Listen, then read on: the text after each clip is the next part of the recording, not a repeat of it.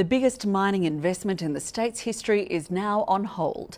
BHP Billiton today announced it was delaying plans for a $30 billion mining expansion at Roxby Downs. The company says it'll investigate cheaper alternatives at the site, but the Premier Jay Weatherill has accused BHP of being untrustworthy. The $30 billion expansion of Olympic Dam was tipped to transform the state's economy.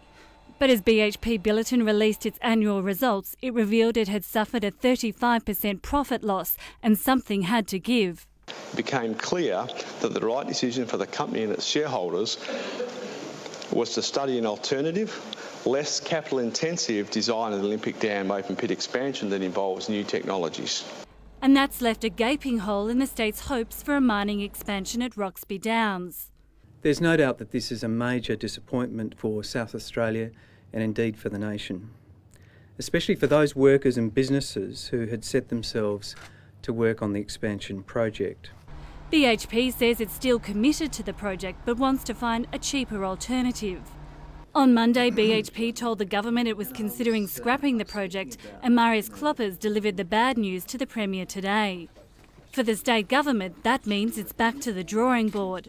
When I sit down and negotiate with BHP, we will be bringing to the table all that we have learnt, the experiences of the last negotiations, the conduct of BHP. Mr Weatherill won't put a dollar figure on what the lost investment means for the state's coffers. But given the size of the investment, some say the decision isn't a shock.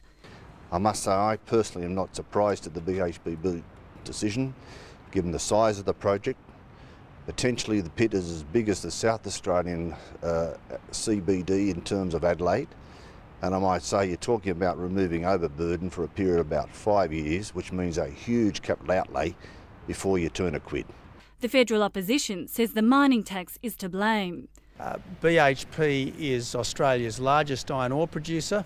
It's pretty close to being our largest coal producer, if not our largest coal producer.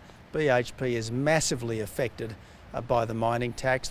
But BHP pointed out the mining tax won't even apply to Olympic Dam. The state opposition says it's the government's fault. They didn't do what they should have done in trying to reduce our taxation levels, and they should have been confronting Julia Gillard about the stupidity of the carbon tax.